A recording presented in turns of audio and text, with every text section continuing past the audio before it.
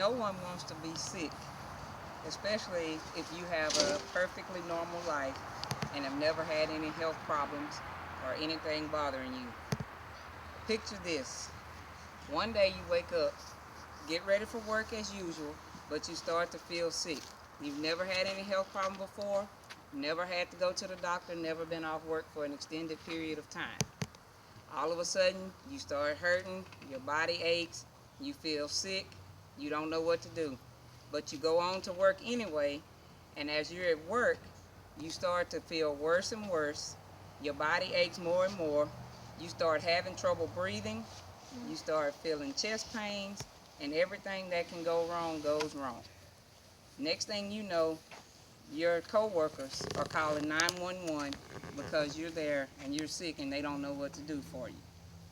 When you wake up, you're in a hospital surrounded by doctors and nurses. Little do you know how bad things are, and when you finally come to and can understand what they're saying, they tell you that you need a heart transplant. Would you know where to start or what to do to even try to get listed for a heart transplant? First off, you would need to know your BMI, know your blood type, and be equipped with lots and lots of patience.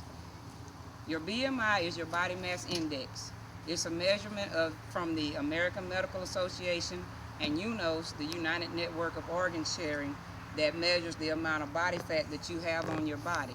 Because you don't want to give a heart of a 140-pound person to a 340-pound person. So your BMI has to be 35 or less. And if you're a 30 to 40-year-old female and you're 5'10", the most you could weigh is 245 pounds. Anything above that, your BMI exceeds 35 and you don't even qualify to get listed. If you're a 30 to 40-year-old man at the height of 5'10", you have up until a weight of 250 to 255 because men have more muscle mass than women. Secondly, you need to know your blood type. This is probably the most important step of all. Knowing your blood type can be the difference between getting a heart transplant in 6 months or 6 years. Most people are type O positive for blood type, and everybody likes that one because it's known as the universal donor, which means you can donate blood to anyone because your body has no antibodies that will fight off anybody else's blood. But the downside to that is if you have O positive blood type, you can only receive an organ from an O positive person and only receive a blood transfusion from an O positive person. Now, if you're type AB, positive or negative, you can receive from anyone because your body has antibodies for all blood types. That type AB is the quickest to get a heart transplant because they can receive one from an O positive, an A positive, B positive, or AB positive person. So most people hope to be that one, but it usually doesn't turn out that way. O positive people have a little more of a struggle because those are the least amount of hearts that are donated. Lastly, you need to know that you need a lot of patience. Getting a heart transplant is not an easy process. It's not an overnight process. It's not going to happen in 2 to 3 days. There's a lot involved with it.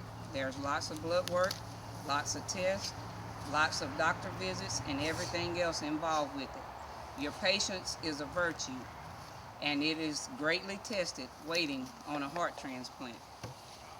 As you learn to be more patient, you learn to appreciate the little things in life and the chances and opportunities that you have. So, in order to get listed, you may want to remember that you need to remember your BMI, do whatever it takes to keep your BMI at 35 or less, and you need to make sure you know your blood type so that you can get the type of heart that you need and show that your blood is the match for the one that they're trying to match you with, and know what your numbers are because that determines how quickly you can get a transplant. And last but not least, make sure you have lots of patience and are ready to really go through with what you need to in order to get the transplant and be able to sustain it afterwards.